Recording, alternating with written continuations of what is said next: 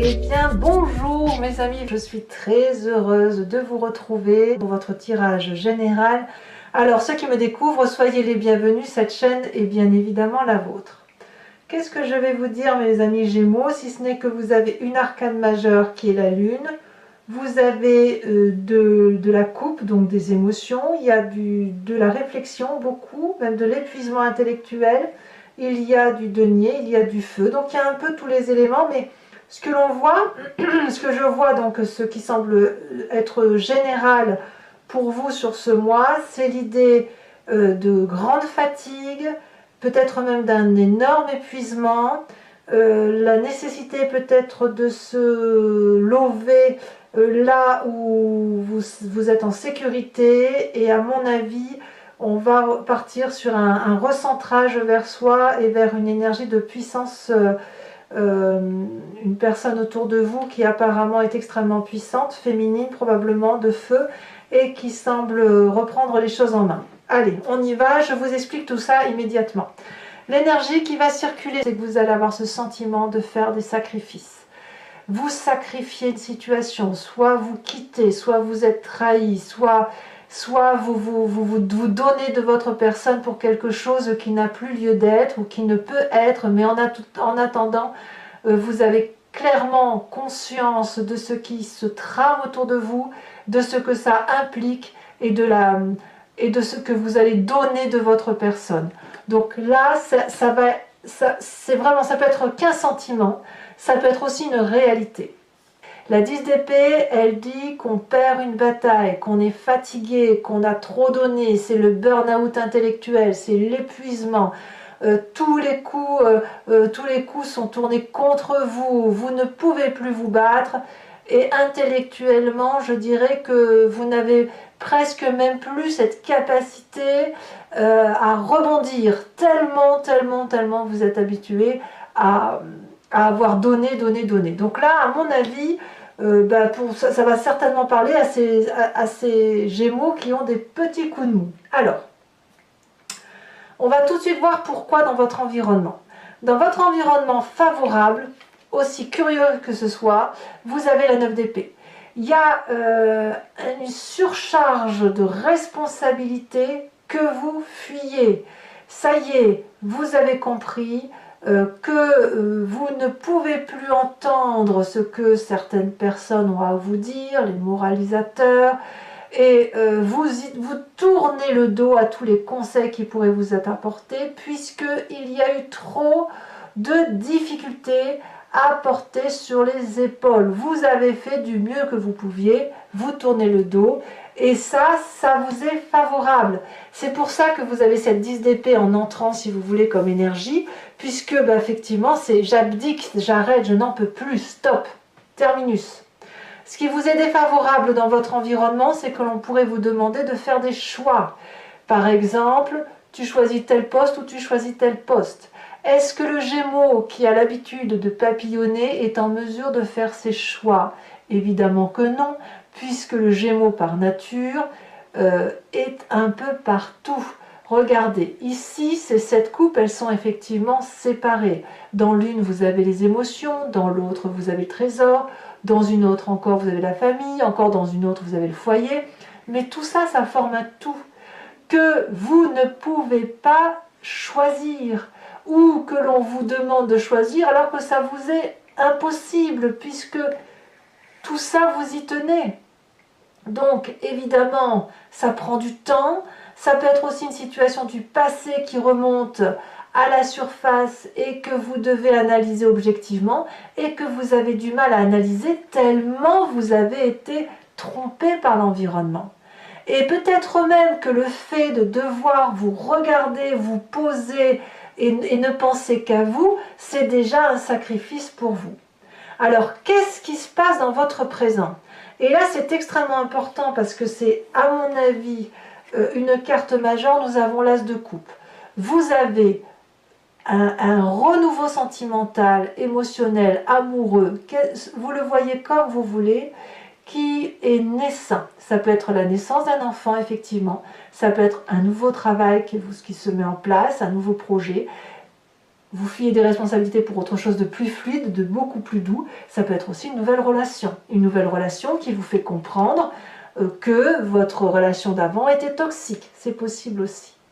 Quoi qu'il en soit, c'est de la douceur. Donc il est possible aussi que le fait d'abdiquer et de dire stop, c'est probablement pour certains d'entre vous parce que vous avez trouvé un échappatoire qui vous égaye et qui vous rend heureux.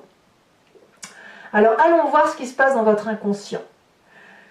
Dans votre inconscient, on a la 5 de denier. La 5 de denier, elle va nous parler d'une forme de rupture. Vous voyez, votre rupture n'est pas que physique, elle n'est pas que matérielle, elle se fait également au plus profond de vous. C'est ça aussi qui est difficile pour vous les Gémeaux, parce que comme vous êtes une entité un peu divisée, eh bien, la nécessité de vous recentrer sur vous, c'est déjà un sentiment de sacrifice. Et là, inconsciemment, vous êtes déjà dans une espèce de séparation.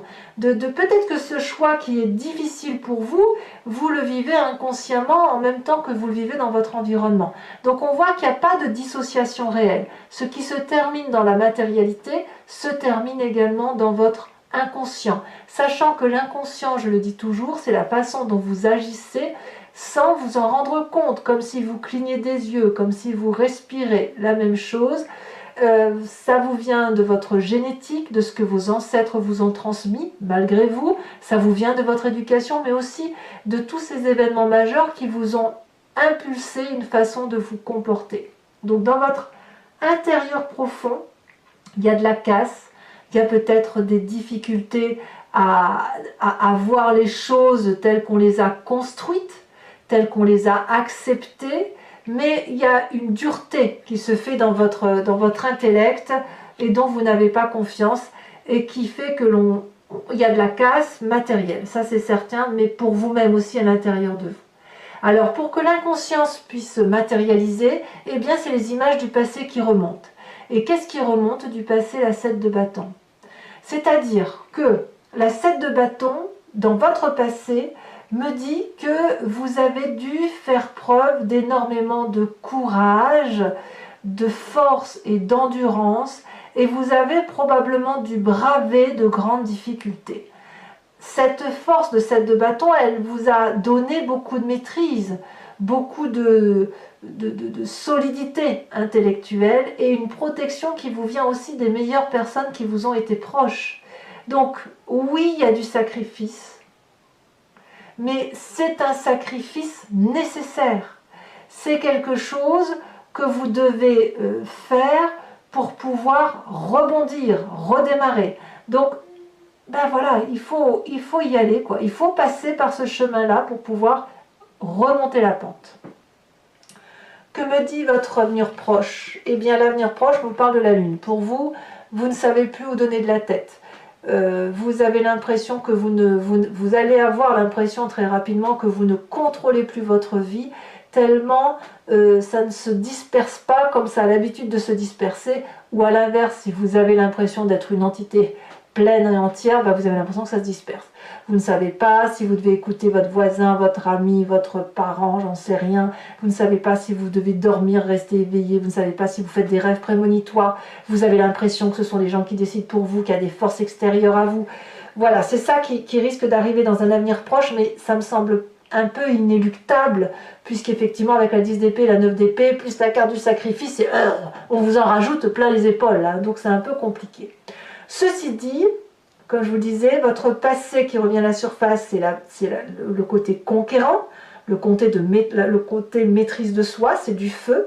Et puis dans votre état d'esprit, eh bien ça se manifeste, ce passé, puisqu'on a la vallée d'épée. Donc vous êtes vaillant, vous y croyez à votre rêve, vous imaginez probablement de très jolies choses qui ne demandent qu'à se manifester, vous avez probablement une protection autour de vous qui vous invite à aller vers cet imaginaire qui ne demande qu'à vivre, et en même temps, ce que vous ne voyez pas, c'est qu'il y a un petit dragon qui peut être quelqu'un de jaloux qui brûle ce parchemin.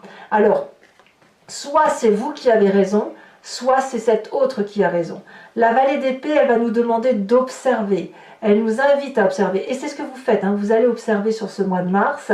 Par contre, attention à ne pas avoir des problèmes de vision, en ce sens que vous pourriez voir quelque chose qui n'est pas, ou vous pourriez interpréter quelque chose qui n'est pas. Il n'empêche que la vallée d'épée, elle nous invite à observer pour aller vers quelque chose de plus beau. Donc vous avez littéralement envie de retrouver la force du passé pour revenir à un rêve magnifique et bienveillant, sachant que dans votre présent, il y a beaucoup d'amour. Alors, quelle va être l'influence de vos amis et de votre famille? C'est la 7 de denier qui va vous inviter peut-être à de la patience, à prendre votre temps, à vous reposer, à vous recentrer, à vous canaliser. La 7 de denier nous explique qu'il faut laisser la graine germer, la graine pousser, et puis après on la met en pleine terre. Certaines graines ne peuvent pas être plantées en pleine terre, il faut prendre son temps. Et ici, quand on voit ce serpent, ce dragon qui est enroulé, endormi avec ses bébés dragons, ce serpent peut sortir, il peut profiter du soleil, mais ça n'est pas le moment. Ça n'est pas le moment de penser, si vous voulez, que cet amour-là qui semble naissant, si c'est de l'amour, à moins que ce soit un nouveau projet, on vous demande de l'observer, de l'analyser. Parce que quand on a des énergies un peu de fatigue, comme vous avez là, on pourrait prendre de mauvaises décisions parce qu'on a des pensées qui sont justement erronées, une réalité qui est un peu distordue dans l'espace-temps. Alors, les conséquences de vos actions et de vos pensées sur vous-même est assez favorable parce qu'on a la 4 de bâton. Vous allez littéralement vous concentrer sur vous-même et je pense que vous avez raison. La 4 de bâton nous dit que c'est le foyer. Le foyer peut être la maison, ce que vous vivez avec vos enfants, vos parents, votre mari, votre femme, ce que sais-je. C'est l'endroit où on est en sécurité. C'est aussi votre foyer intérieur, votre imaginaire à vous, la façon dont vous appréhendez les choses. Ça tape peut-être pas de mine comme ça, hein. On voit que c'est un château qui est construit dans les rochers. Bon, il y a une jolie vue, mais bon, c'est toujours nuageux, mais on s'en fiche. C'est votre foyer à vous. C'est là où vous êtes en sécurité. Donc sur la fin mars, on se met en sécurité, ça c'est sûr. Et conséquence de vos actions et de vos pensées sur l'environnement, on a cette magnifique reine de bâton. La reine de bâton va traduire, au même titre que votre passé, le signe du feu, le bélier, le lion, le sagittaire, la puissance d'action. C'est la personne qui agit, qui maîtrise, qui est opulente, qui sait ce qu'elle fait. La reine de bâton, elle contrôle son histoire, elle a vécu suffisamment sagement et c'est celle qui est généreuse. Donc, allez vous appuyer, c'est malheureux à dire, mais sur cette reine de bâton que vous connaissez dans votre environnement, parce que c'est elle qui va avoir la clé pour vous redonner, si vous voulez, de l'énergie positive, pour de redémarrer et aller vers votre mois à vous. N'oublions pas que vous, c'est quand même le mois de mai et juin. Et là, si vous êtes un peu fatigué, bon, rassurez-vous, tout le monde est fatigué, mais apparemment, il y a une femme d'opulence généreuse qui va vous apprendre à vous remettre en selle, probablement, qui peut aussi vous aider, vous réconforter et vous dire qu'il y a de la générosité partout autour de vous. Il suffit de regarder au bon endroit. Voilà, mes amis Gémeaux. Ce tirage fait, je vais le compléter avec le tarot des 78 portes. Donc pour ceux qui ne me connaissent pas, voilà comment ça se traduit. Donc je recouvre le jeu et je fais l'approfondissement sur Vimeo. Si vous êtes intéressé par cette lecture, il vous suffit de cliquer sur le lien que vous aurez en description. Vous serez renvoyé sur la chaîne en question et notamment sur la playlist de votre signe. Vous choisissez location pour l'accès à cette unique vidéo approfondie ou alors sur l'abonnement pour avoir accès à toutes vos vidéos émotionnelles et générales. L'abonnement se renouvelle tous les mois, bien sûr, mais vous êtes libre de l'annuler à chaque instant et de ne rester que sur une location, de ne rien prendre du tout si ça ne résonne pas en vous ou si vous n'avez tout simplement pas envie de continuer. Allez, c'est parti et on va voir comment ça s'articule tout ça. Alors sur Vimeo, je peux aussi rajouter des cartes et puis sachez que cet approfondissement parfois permet d'avoir des précisions, mais aussi quelquefois de changer un peu la lecture des cartes si jamais effectivement tout ne résonne pas en vous et s'il y a lieu d'avoir des précisions tout simplement. Allez, pour mes amis Gémeaux. Qu'est-ce qu'on a sur cette 10 d'épée?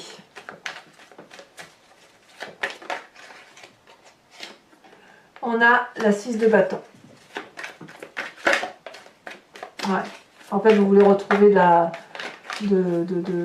la reconnaissance, en fait. Hein. On a besoin là. Hein. Événement favorable, 3 d'épée. Ouf, ben, vous avez ouvert l'œil. Hein. Fichtre. Événement défavorable.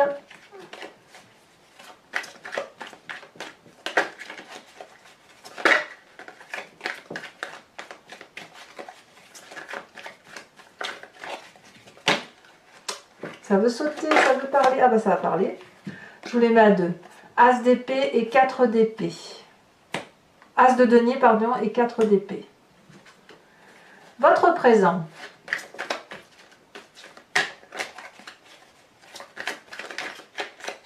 Elle a sauté. 4 de coupe. Ouh. Votre inconscient.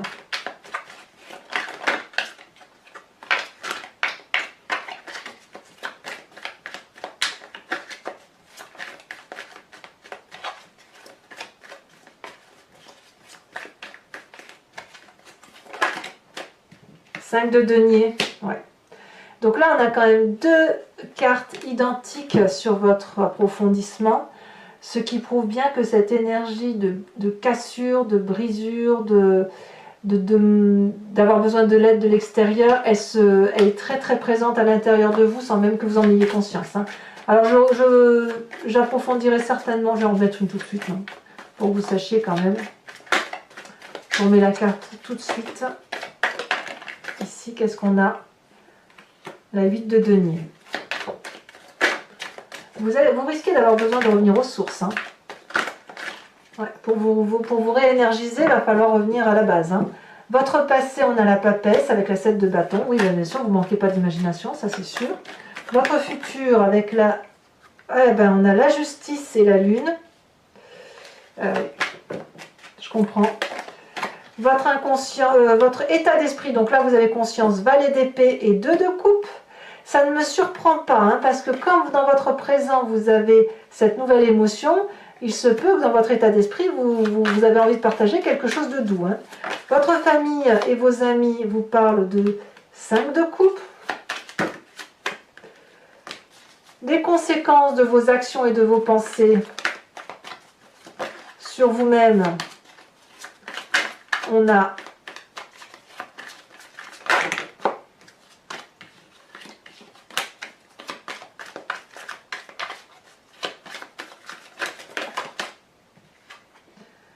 la vallée de coupe. En fait, vous ne vous démontez pas. Hein, et sur la reine de bâton qui est l'influence extérieure, la 4 de bâton. Donc vous voyez, 4 de bâton ici, des deux côtés. Tout va être centré sur cette femme, cette énergie féminine du moins qui semble très très puissante et qui va probablement vous aider. Alors, il se peut aussi que vous ayez ce feu-là en vous, hein, que vous ayez... Je remets une carte de l'oracle bleu. On a la loi. Eh oui. Aïe, aïe, aïe, aïe, aïe, aïe. Bon. C'est pas forcément du mauvais. Toujours pour ceux qui me suivent sur Vimeo, je vous invite à réfléchir à une question précise, alors plus ou moins précise, et je vais y répondre avec le grand jeu de Mademoiselle Lenormand, sachant que votre question ne doit pas attendre une réponse oui-non. Ce ne sera pas ça, ce n'est pas ce jeu-là qui permet de répondre comme ça, mais plutôt, qu'est-ce qui va m'arriver si j'emprunte tel ou tel chemin de vie? C'est ça, pour avoir une vision un peu plus éclairée.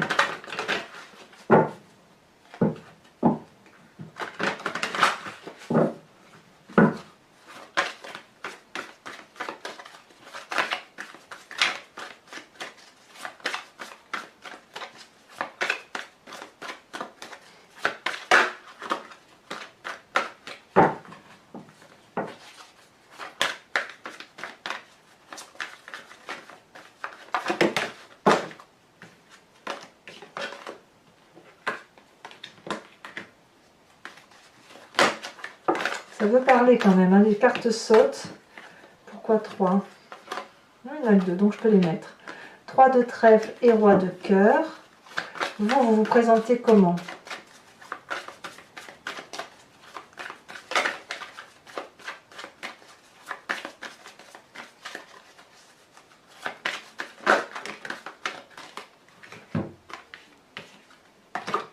Je peux pas en prendre deux, hein. Je suis désolée, il m'en faut qu'une seule.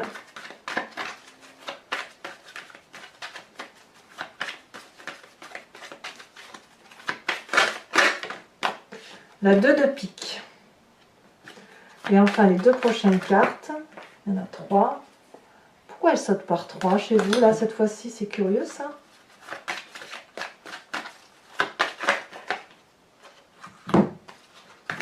Ces deux-là, on a la 10 de carreau et la 8 de cœur. Oui, mais vous allez pouvoir quand même avancer, hein, ça me rassure tout ça. Allez, toujours pour ceux qui me suivent sur Vimeo, je vais vous tirer une carte de l'oracle des druides, où il consiste en fait à se rapprocher d'un animal totem qui véhicule une énergie, une puissance, un aspect qui a été, si vous voulez, expliqué par les humains. Par exemple, le cerf, on lui a apporté une espèce de force. Eh bien, l'idée, si vous voulez, c'est de s'inspirer de cet animal-là, revenir à cette genèse que l'on a en nous, puisque c'est nous qui avons décrit l'animal, mais s'en inspirer pour avancer et pour traverser tous les défis du mois qui va s'annoncer. Les défis et les joies, bien évidemment.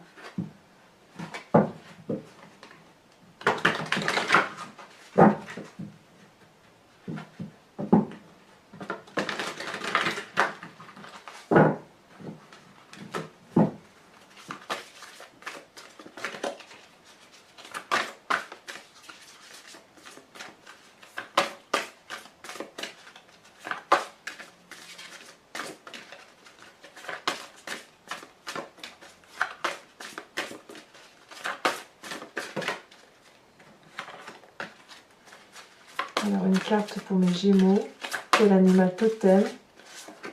On vous invite à vous inspirer du serpent. Ah bah oui. Voilà mes amis Gémeaux, n'hésitez pas à vous abonner, à commenter, à liker, à partager. Votre tirage sentimental sortira dans quelques jours, si ce n'est pas déjà le cas au moment où vous visionnez cette vidéo. Il n'est pas encore trop tard, bien évidemment, pour le visionner. Dans tous les cas, je serai là pour votre prochain tirage avec une chaleur que je l'espère un peu plus prononcée. Je vous dis à très bientôt, je vous embrasse bien fort et je vous fais de gros bisous. Bisous, bisous.